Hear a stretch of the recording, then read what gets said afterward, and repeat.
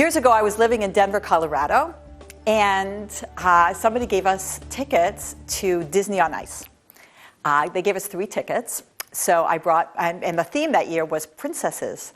So I brought my 2 girls. So the 3 of us go to the Pepsi Center in Denver, and now we're watching Disney on Ice.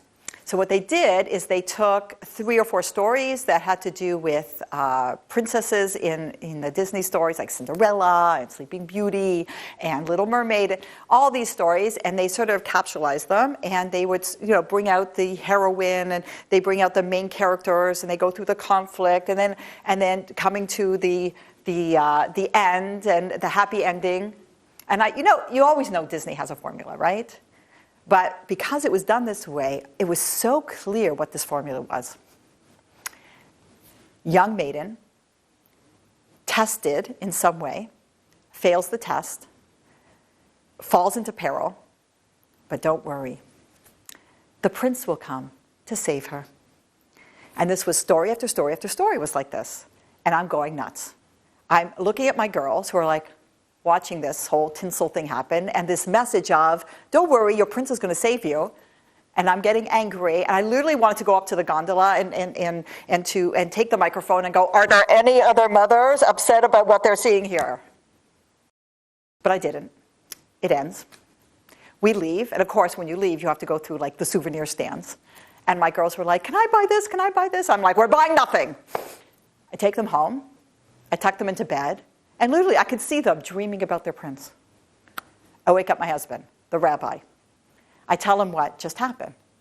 And I asked him, is there anything in the Torah, anything in Tanakh, in the writings, in the prophets, in Jewish lore that backs up this theme? He goes, no. Actually, it's the opposite. And Hanukkah is the perfect example. Do you know that for a woman, after the menorah is lit, she's not allowed to do any work for 30 minutes. Her and the girls of the house sit there, basking in the glow of the menorah, while the husband and the sons set up dinner. Why? Because it was the Jewish women who saved the day at Hanukkah.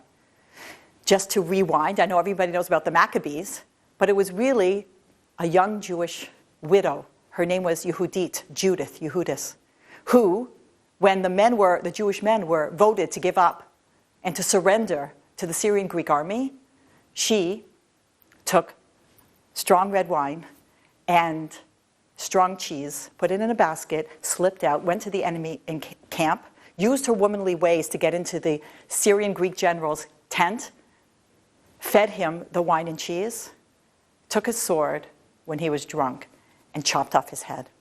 And when she chopped it off, she said she remembered Yael. Yael was another woman back in history who, when the enemy general was trying to escape, used her womanly ways and brought him into the tent and took the tent peg and rammed it through his head.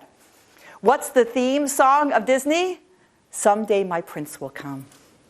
What's the theme song of the Jewish women? Taken care of business. You should know these stories. You should teach them to your girls and teach them to your boys. When you light the menorah, that light that comes into the home, it's the woman who brings that light. Happy Hanukkah. Chag Sameach. I'm Lori, almost live.